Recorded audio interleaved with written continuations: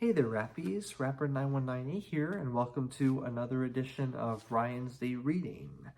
Today I'll be reading chapter 23 of I'll Push You, titled Provision. So we're getting close to the end of the journey here. This is Saria, 660 kilometers on the map there. So then again, a little recap from the previous chapter that Patrick was really getting a break from pushing and pushing Justin in the wheelchair, and they had a group of pilgrims come and help him, and he's like realizing if I'm going to embrace a life of faith, I must embrace the gifts of provision that God gives to me. Embrace the help of my wife, of his wife, neighbors and friends, and even complete strangers.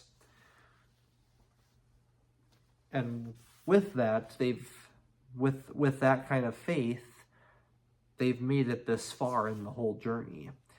So here we go with chapter 23, Provision. And again, we're starting from Justin's perspective. With less than 70 miles to go before we reach Santiago de Compostela, both Patrick and I are beyond weary. But the remarkable events on the climb to Os Sabrero have us reeling in waves of gratitude and wonderment. Several days have passed since our many friends pushed, pulled, carried, and dragged me up the mountain pass, and many of them have gone ahead. Now it's the two of us, along with our friends Michael and Matthew, as we leave the town of Saria on our way to Porto Marin. There we go. Pilgrims who walk the Camino carry a pilgrim's passport known as the Credencial del Peregrino. This document allows pilgrims to stay at the albergues along the Camino and serves as proof of their travel. Whenever pilgrims stay in a town, they can receive a stamp from a local church, albergue, restaurant, or hotel. The stamp on their passport proves they've passed through the specific town or city. When pilgrims reach Santiago de Compostela, they can present this collection of stamps at the pilgrim's reception office. Once the credencials have been examined for appropriate stamps and dates, the pilgrims are presented with their Compostela, a certificate of completion of their journey. Pilgrims must walk at least the last 100 kilometers or 62 miles of the Camino, or ride the last 200 kilometers on bicycle in order to receive the certificate. The town of Saria lies 116 kilometers east of Santiago, which makes it a fairly major access point for the Camino. Many choose to start their pilgrimage here because it's just far enough away from Santiago for them to earn a Compostela. With so many people trekking this shorter distance to the cathedral in Santiago, it makes for some congestion, and now we're even seeing families walking with their children. There are so many stories represented by each person we meet. Some are filled with joy, some with sorrow, and most with a combination of the two. But each person is finding something here. For many, it is friendship, peace, healing, or connection with God. Whatever it is, it's beautiful. For the past several days, Michael and Matthew have been pulling or pushing more often in an effort to give Patrick a break. Still, we've had to stop fairly frequently so Patrick can stretch out his leg muscles. But the pain never seems to subside. He has been more willing to let others help, and though I know he welcomes the break from the strain on his legs, the real reason is a new perspective. Yesterday, we talked a lot about what comes next in life. "I'm going back," Patrick said when I asked about his job at the hospital, "but I'm not staying for long." Though I hadn't expected this, I wasn't surprised. "So, what are you going to do instead?" I asked. "I'm not sure yet, but we'll do it together." All right, now we go to Patrick. My mental and spiritual shift over the past week has challenged me in many ways. Time and time again, we have had the help we needed, and every time it was help we didn't ask for. For as long as I can remember, I have struggled with asking others for assistance. But the challenge of accepting help that is freely offered opened my eyes to a deeper struggle. I haven't just struggled to ask, I have struggled to receive. Over the past few days, though, I've seen a beauty in receiving that I didn't know existed. A beauty I am about to witness yet again. We're now facing a short climb through a forested area just west of Saria.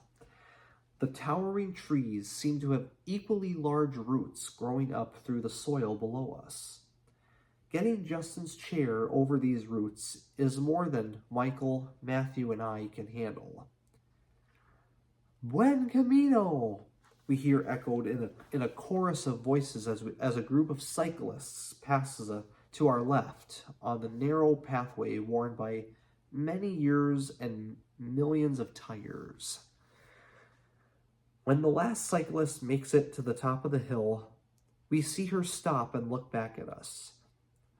Recognizing our struggle, she yells something in Italian to her fellow pilgrims and points down the hill.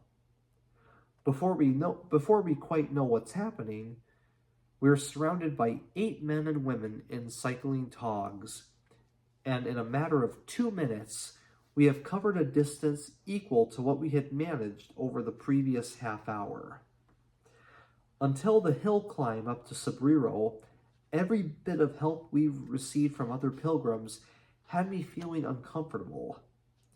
On the surface, I was fine with it, but my pride was hiding just below my expressions of gratitude, and my ego was telling me I should be doing all of this for Justin and doing it all by myself. Even the help Ted poured out on the Pyrenees, and for so many days after, left a bit of a sting to my pride. For years, I've been open and vulnerable with Justin and Donna about my weaknesses, but I hadn't ever embraced sacrificing my pride and receiving help from others until I stood back and watched a group of people do what I could not. How much joy have I robbed from others with my resistance to receiving help? How many things have I failed to achieve because I had to do it all on my own? Today, accepting help feels different. As Justin, Michael, Matthew, and I thank the Italian cyclists for their assistance, I'm not at all uncomfortable.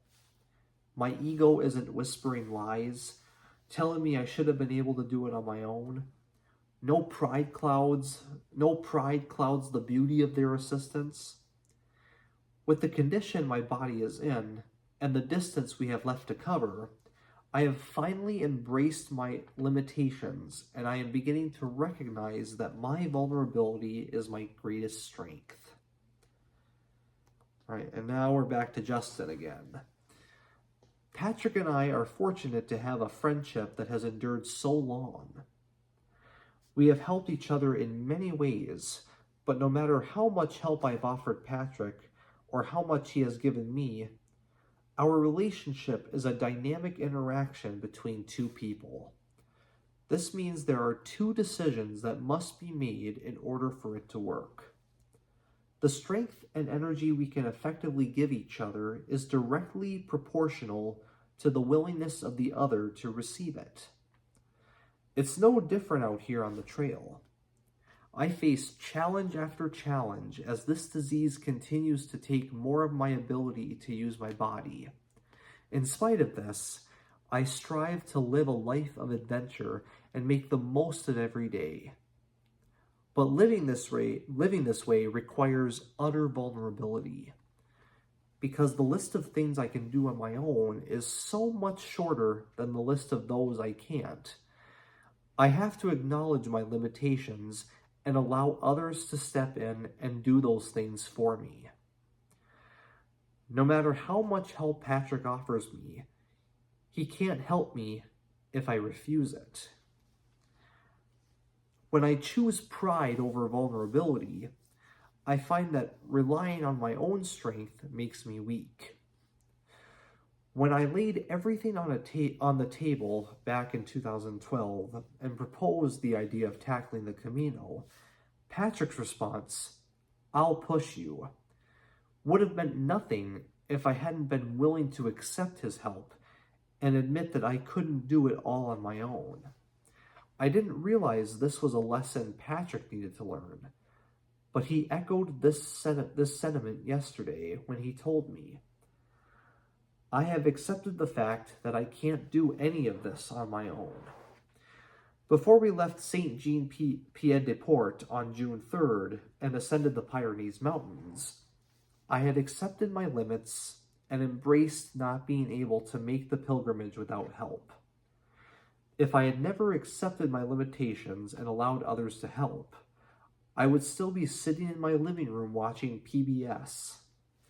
The truth is, something beautiful happens when I invite others into my weaknesses. I don't mean just the hard moments in life, like the death of a loved one, addiction to pornography, or not being able to care for myself. I mean everything. When I invite others into everything I am, no weakness is too great to overcome.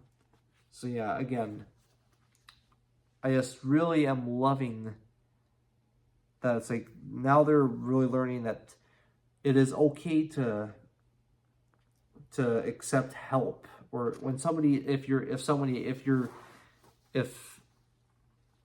being offered help, yeah, don't be afraid to accept it. That's why they're offering.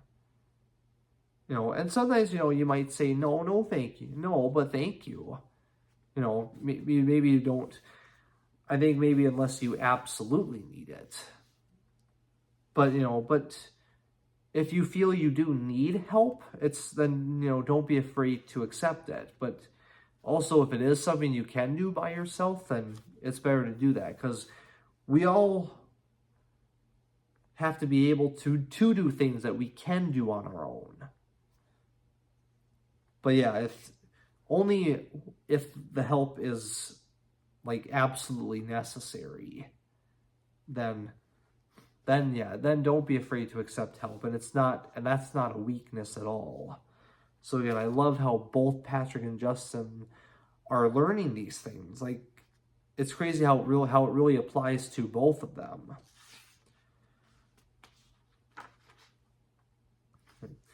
I don't think Patrick ever truly thought he could get me all the way to Santiago on his own, but he certainly hadn't accepted the prospect that he couldn't, at least not until recently. By letting go of the things he knows he cannot do alone, like getting me up to O Sobrero, he is offering me even more. He is offering more to other pilgrims on the trail. They were able to help, and I was able to climb a mountain because he finally let go. I'm convinced that if he had continued to push through the pain in his calves rather than let others help as much as they have, our Camino would have ended several days before now. He had to completely relinquish control so others could do what he could not. Just as I had lost strength in my body, but have discovered a freedom I didn't know when I could walk. Patrick had to lose the strength in his legs in order to discover the freedom that exists in resting. Sorry. I didn't know when I could walk. Patrick had to lose the strength in his legs in order to discover the freedom that exists in resting in the strength of others. Sorry, I don't know what happened there. Today is Jasper's last day on the film crew. He has filmed so much of this journey, but he has one request before he leaves. Can I push today? I want to push for a bit. Patrick unclips the safety harness and steps aside so Jasper can take the handlebars. Jasper's face lights up as he says, I have wanted to do this ever since St. Jean. While Jasper pushes, Patrick and I talk a great deal about the Basque man who affectionately slapped my cheek so many days ago. A stranger in the middle of the Pyrenees has turned into a bit of a prophet. Yeah, I wonder if he will ever understand the power of his words, Patrick muses. I hope so, but do any of us ever know the power of our words? No, I guess not. That's why we should always make sure they are filled with hope. It has been exactly 1 month since we heard the man shout, "The impossible is possible." And we have seen more examples of this truth than we could ever imagine. Our journey has led Patrick and me over 3 mountain ranges, through days of self-explanation and discovery, and into the arms of strangers waiting to help us in ways we didn't know we needed. What an experience. All right, and now we go back to Patrick again. 2 days have passed since the cyclists outside of Sarria helped us, and we are headed today to the town of Arzua. Michael and Matthew have continued to push and pull whenever needed, and Claudia has rejoined us. Unfortunately, my need for help has been often. I have required their assistance more and more each day. Right now, I'm lying on my belly on the side of the trail, with my face in the damp grass, while Claudia attempts to work out the cramps in my calves. My legs have been so problematic, we have had to literally stop on the side of the trail while she uses her thumbs to knead away at the knots running from the backs of my knees all the way to my ankles. Despite the pain in my legs and the tears in my eyes, I remind myself we are 2 days from Santiago. I guess the impossible really is possible. Because of Justin's audacious goal of traveling 500 miles through Spain in a wheelchair and his willingness to be completely vulnerable throughout the entire process, I and many others have discovered things we didn't think were possible. Feats of strength, feats of mental fortitude, and feats of emotional and spiritual breakthrough. Without Justin's vision, his willingness to pursue that vision, and his recognition that the only way his dream could be realized was through the power, strength, and will of others, the provision of others, we never would have known what we were capable of. God has given both of us so much throughout our lives, but the Camino has served as a tangible reminder of this provision. Maybe the provision Justin has received is more noticeable than it is for many on the trail. He needs someone to get him out of bed, dress him, put on his shoes, feed him, shower him, brush his teeth, comb his hair, and help him use the restroom. God has given me provision through a friend who trusts me enough to let me do all those things for him. by teaching me that I can't do everything on my own, that I must surrender myself to the strength others have to offer. I must place my faith in the many people who have pushed and pulled when I could not, who continue to push and pull when I cannot. This journey has done many things for me, but perhaps the most important is the lesson God has taught me about his provision. This provision can take the form of trust, vulnerability, accountability, intimacy, pursuing one another, and moments of Sabbath. It means trusting others enough to let them do things for me, being vulnerable to the point of letting them carry a load I'm too weak to bear, allowing someone to hold me to a higher standard, being intimate to the point of allowing others to know all of me and realizing they still love me, letting others pursue time with me, rest in my presence, and keep me close. Provision can be so many things, even an ancient trail through northern Spain. There is an excitement growing inside me as I think about how to apply the lessons I've learned in this next chapter of life. But as excited as I am about what comes next, it pales in comparison to the anticipation of reaching our final destination. In just 2 days, our wives will be waiting for us at the base of the cathedral in Santiago.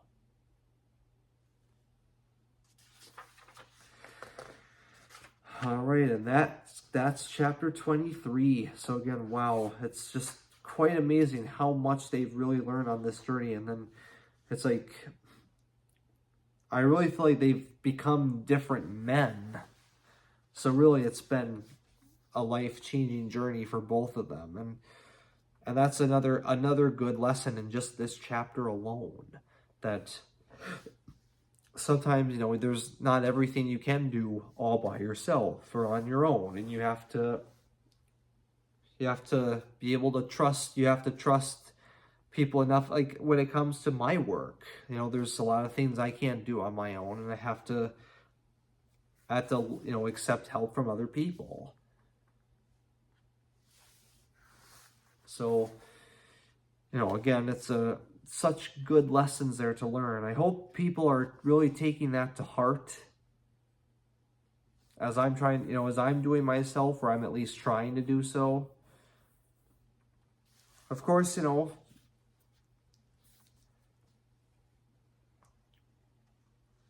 I want to say I'm trying even when I'm not exactly trying, because I'm not thinking too much about it, because sometimes I'm just so in the moment with something, or at work, especially when I work with people with disabilities, and there's some people who do have some behavioral issues, so it's just kind of dealing with that is kind of just the only thing on my mind at the moment, and not really thinking so much about it. But then kind of afterwards, and usually from time to time, it's I'll think back, and it's oh yeah,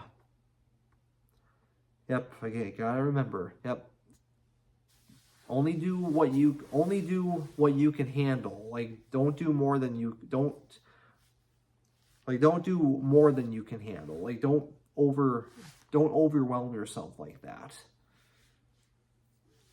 Don't feel like you have to be in 2 different places at one time, or more than one place. Don't only do what you can do to the best of your ability.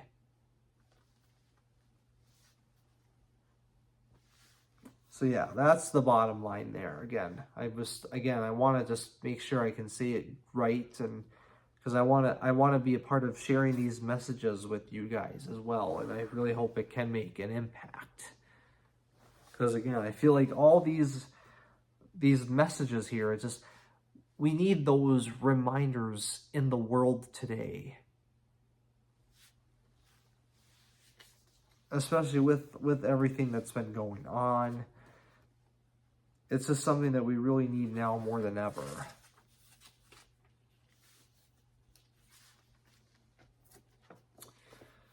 Well, all right. Well, anyways, thank you, Rappies, very much. Hope you guys enjoyed that, and